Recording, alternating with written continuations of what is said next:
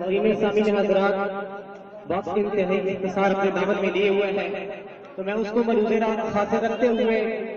مختصر وقت میں اپنی حاضری کو پیش کرتا ہوں۔ علامہ صاحب ابھی گفتگو کر رہے تھے ورفعنا لک ذکرک، اسی کو میں آگے بڑھاتا ہوں کہ اللہ تبارک و تعالیٰ نے اپنے پیارے حبیب کے ذکر کو آپ کے لیے بلند فرما دیا،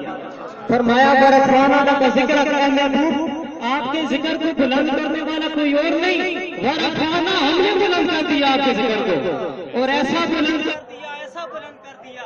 کہ آج الحمدللہ العزیز 57 کے قریب اسلامی ممالک پوری دنیا میں ہر طرف پاک صلی اللہ علیہ وسلم کے شفاعت مصطفیٰ کی نعتیں پڑھ رہے ہیں۔ اب دیکھیں اٹک میں، پورے پاکستان میں، عالم اسلام میں ہر طرف حضور پاک صلی اللہ علیہ وسلم کی نعتیں پڑھی جا رہی ہیں، حضور کا ذکر کیا جا رہا ہے۔ تو اللہ تبارک و تعالیٰ نے روزہ میں خود فرما دیا کہ ورفعنا لک ذکرک، اے محبوب ہم نے آپ کے ذکر کو آپ کے لیے بلند کر دیا۔ اور ہر کوئی اپنے اپنے انداز میں حضور کا ذکر کر رہا ہے۔ کوئی کہہ رہا ہے یا صاحب الجمال یا سید البشر من وجهك المنیر لقد نور القمر لا يمكن الثناء كما كان حقه بعد خدا بزرگ توئی کے سامنے۔ اور کوئی فارسی کہنے والا کہتا ہے نمی دانم چ منزل بود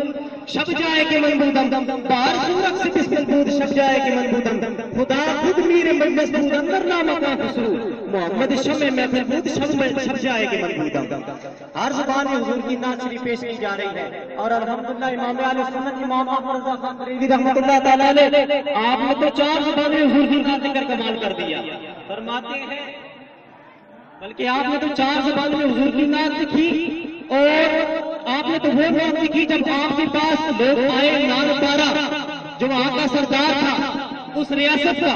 کہ آپ ان کی شان میں کوئی قصیدہ لکھیں۔ آپ نے فرمایا کہ میں تو نوکر اپنے کریم کا ہوں، میں نے تو شان بیان کرنی ہے حضور کی، کیونکہ میں تیرا کھاوا تیرے گیت گاوا یا رسول اللہ، کیونکہ ہمارا جو لنگر چل رہا ہے وہ مدینہ والی سرکار سے چل رہا ہے، تو میں کیا جانوں میرے نان پارا کو اور کسی اور کو۔ تو بارکات الحمدللہ آج ہم بھی حضور پاک صلی اللہ علیہ وسلم کا جشن بھی منا رہے ہیں، ان کی آمد کا جشن بھی منا رہے ہیں، حضور پاک صلی اللہ علیہ وسلم کا میلاد منا رہے ہیں۔ دعا کہ اللہ تبارک و تعالیٰ ہمیں میلاد مصطفیٰ کی برکات حاصل کرنے کی توفیق عطا فرمائے، اور ساتھ ساتھ پیغام مصطفیٰ صلی اللہ علیہ وسلم پر ہم سب کو عمل پیرا ہونے کی توفیق عطا فرمائے۔ وما توفیقی الا باللہ۔